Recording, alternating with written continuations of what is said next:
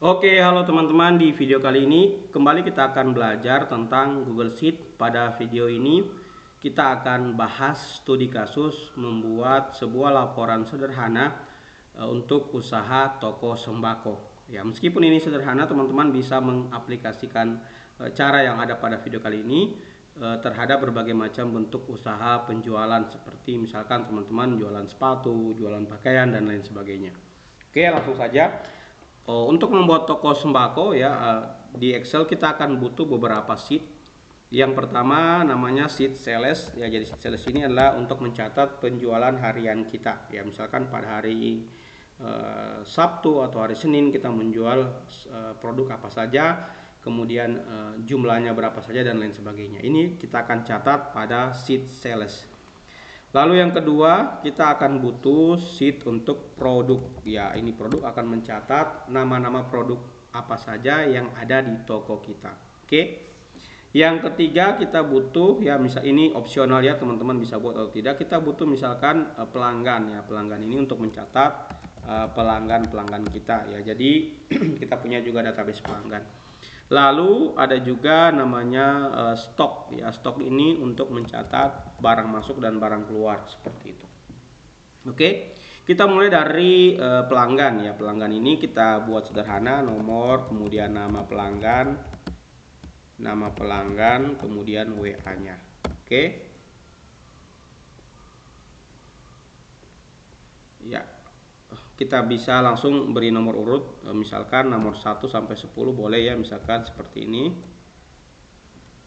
Kita pakai rumus sequence, kemudian 10. Oke, kemudian nama pelanggannya kita bisa buat karang-karang ya, misalkan Wawan, Irwan, kemudian Wandi, kemudian Iwan, Hendrawan. Oke, kita pakai begini aja ya, P6, P7. Ini pelanggan 6, pelanggan 7, pelanggan 8, pelanggan 9, dan seterusnya ya. Oke. Nomor WA-nya ya, kita buat karang-karang juga.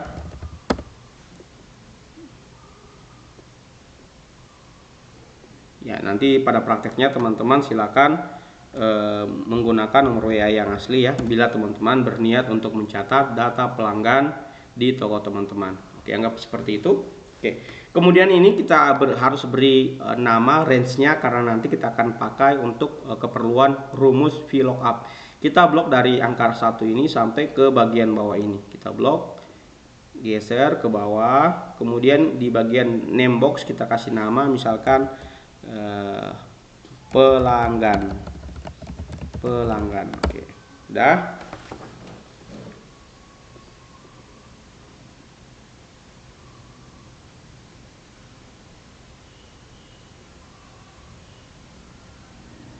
Coba kita tes dulu apakah namanya sudah tersimpan. VLOOKUP ini, kemudian pelanggan. Sepertinya belum tersimpan ya, kita pastikan tersimpan dulu. Kita kembali blok dari sini sampai ke bagian ini, kemudian kita klik di name box, kita kasih nama pelanggan, kita pakai huruf kecil coba. Oke, ini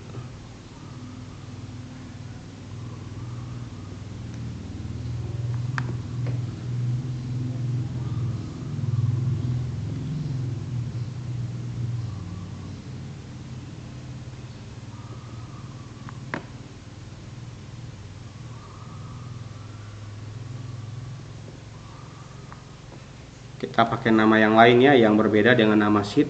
Mungkin di Google Sheet ini nggak bisa ya, mungkin nama range-nya sama dengan nama dari sheet-nya. Kita kasih nama misalkan buyer. Oke, bisa ya. Jadi ini satu ilmu lagi yang saya juga baru tahu dari video ini, bahwa ternyata tidak bisa kita beri nama range-nya sama dengan nama sheet-nya ya. Oke. Lanjut ya, kita di bagian produk kita pindah ya. Di bagian produk kita buat juga nomor, kemudian kode produk, kemudian nama produk, harga satuan. Oke.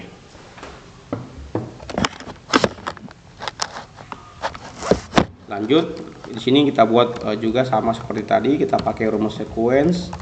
Kita akan buat 10 produk utama ya. Oke.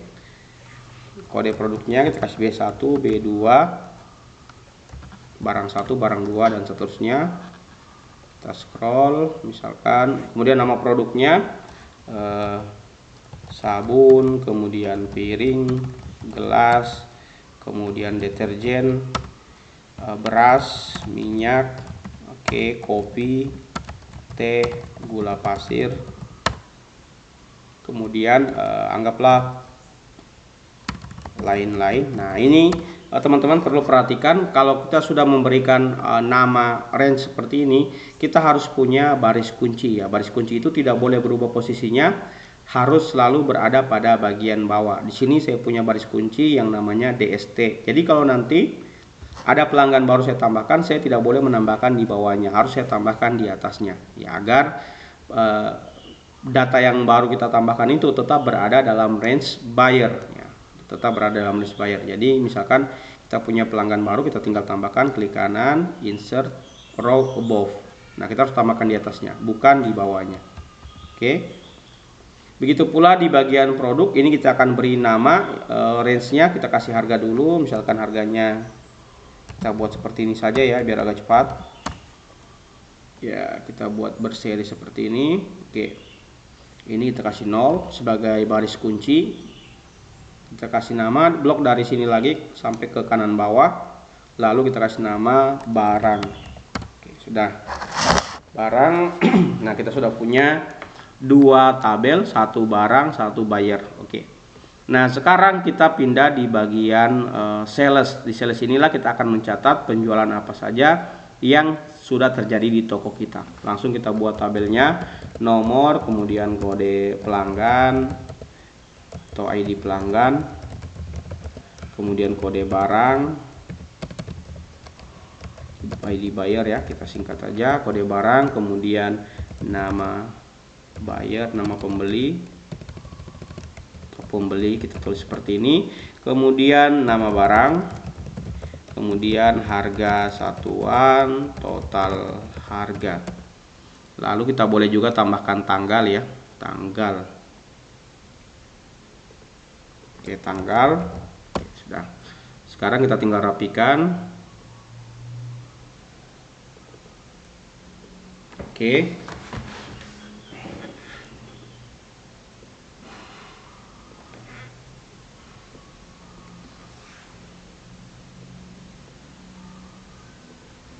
Oke, jadi nanti tanggal kita akan input secara manual. Saya akan tandai beberapa kolom yang kita harus input manual, biar teman-teman nanti lebih gampang ya memahami.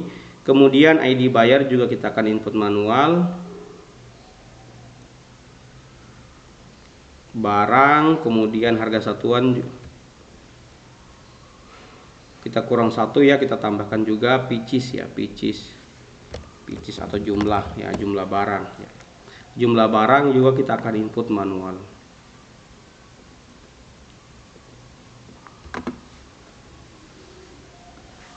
Oke, nah, jadi saya jelaskan sedikit dulu. Oke, untuk tanggal nanti setiap ada transaksi atau pembeli kita akan input. Kemudian ID buyer kita nanti tanya kepada pelanggannya siapa namanya. Kemudian kita cari di bagian ini, oh namanya misalkan Irwan, berarti nanti kode bayarnya adalah Irwan 2 ya, jadi 2. Kemudian kode barang, misalkan dia ingin beli sabun ya, kita cek di bagian ini. Sabun berarti kode produknya adalah B1 ya, atau 1 ya. Oke. Lalu di bagian nama barang ini akan VLOOKUP berdasarkan kode barang. Jadi misalkan kode barangnya B1, maka di bagian nama barang akan ditampilkan data sabun. Begitu pula di harga satuan, nanti harga satuan juga melakukan VLOOKUP ke tabel barang, yaitu kolom harga satuan berdasarkan kode barang yang diinput. Kemudian jumlah ini kita akan input manual, lalu total harga adalah hasil kali dari jumlah dikali harga satuan. Oke. Untuk video part 1 ini saya cukupkan sampai di sini. Kita akan lanjut di video part 2. Silakan lihat deskripsi video ini untuk video selanjutnya. Sampai jumpa di video yang lain.